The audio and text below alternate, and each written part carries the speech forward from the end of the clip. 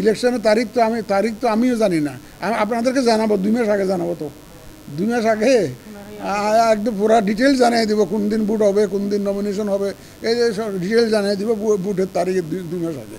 সুতরাং এই জন্য একটু ধৈর্য ধরেন, এটা একটু ধৈর্য ধরতে হবে। প্লিজ ওয়েট অ্যান্ড সি, এবং যথাসময়ে আপনারা জানতে পারবেন। আর আমাদের প্রস্তুতির বিষয়ে আপনারা জানেন, কারণ আমি তো প্রত্যেক দিন অন্তত ইলেকশন কমিশন রিলেটেড যত নিউজ আছে এটা তো আমাদের পড়ি, তো আপনারা মোটামুটি আমাদের অ্যাক্টিভিটিসগুলো বিভিন্ন মাধ্যমে কিন্তু তুলে ধরছেন। এটা মানুষ কিন্তু জানে, মানুষ কিন্তু জানে। কারণ আজকে যে ব্রিটিশ ক্যানাডিয়ান হাই কমিশনারের কথা বললাম, সাথে একজন ছিলেন, দেখলাম যে আমি যেটাই বলি উনি বলে যে হ্যাঁ I am aware of this, I am aware of this. কীভাবে অ্যাওয়্যার? আপনাদের মাধ্যমে অ্যাওয়্যার যে আমরা যে কাজগুলো করেছি, এই যে ভোটার রেজিস্ট্রেশন করেছি, ইউএনডিপি আমাদেরকে সাপোর্ট দিয়েছে, আমাদেরকে ওরা ক্যামেরা দিয়েছে, তারপরে তারপর ল্যাপটপ দিয়েছে, তো উনি গড় করে সব বলে যাচ্ছেন।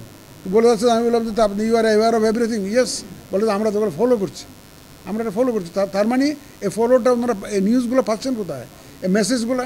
This is a positive news for EC. অনেক সময় দেখছি হয় কি আমাদের একটা চারিত্রিক বৈশিষ্ট্য হয়ে গেছে, পজিটিভ একটা ক্যাপশন দিলে কেউ পড়তে চায় না, নেগেটিভলি যদি কিছু একটা লিখেন এটা আগ্রহ করে দেখবে যে প্রথমে ওটাই পড়বে। তো এই জন্য আমি দেখেছি যে অনেকের ভিতরে লেখা ঠিক আছে, কিন্তু বোল্ডলি যেটা ক্যাপশন আছে এটা কিন্তু নেগেটিভ একটা মেসেজ দেয়।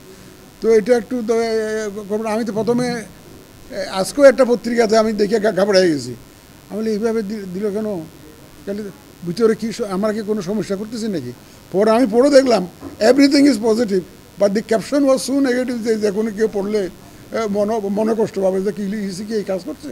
আমরা 15 বছর লড়াই করেছি ভোটের অধিকার প্রতিষ্ঠার জন্য, কিন্তু আমি মনে করি we are just half way through, অর্ধেক পথ গেছি কিন্তু অধিকার প্রতিষ্ঠা। যেদিন ভোটাররা একদম নিশ্চিন্তে নিজস্ব উদ্যোগে বিনা বাধায় নিজের পছন্দসই প্রার্থীকে ভোট দিয়ে যখন বুথ থেকে বাইরে যেতে পারবে, বাড়ি ফিরে যেতে পারবে, সেদিনই আমরা বলবো ভোটের অধিকার প্রতিষ্ঠিত হয়েছে। এখন কিন্তু প্রতিষ্ঠিত হয়নি। যে ভোটকে এখন আমি দায়িত্ব হিসাবে প্রচার করতে চাই, কারণ অধিকারের প্রচারণা শেষ।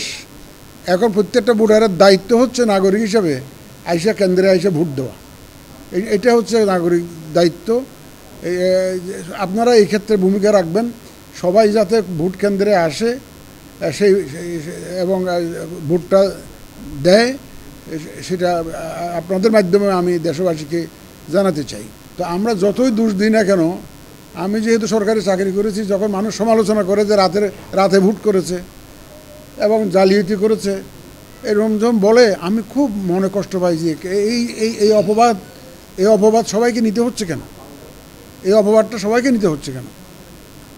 আমি আপনাদের মাধ্যমে আমার সহকর্মী, সেটা প্রশাসন যন্ত্রের হোক, পুলিশের হোক, অন্য কোনো আইনশৃঙ্খলা বাহিনীর হোক, যারা পুলিং, প্রিসাইডিং, তারপরে আপনার যে মোটামুটি ভোটের সাথে সম্পৃক্ত যারা থাকবেন, তাদের কাছে আমার একটা আবেদন থাকবে আপনাদের মাধ্যমে। সেই আবেদনটা কি? আমরা সবাই মিলে কিন্তু 91 সালে একটা অত্যন্ত সুষ্ঠু নির্বাচন উপহার দিয়েছি জাতিকে, 96 সালে দিয়েছি, 2001-এ দিয়েছি, এখন কেন পারবো না? আমাদেরকে পারতেই হবে।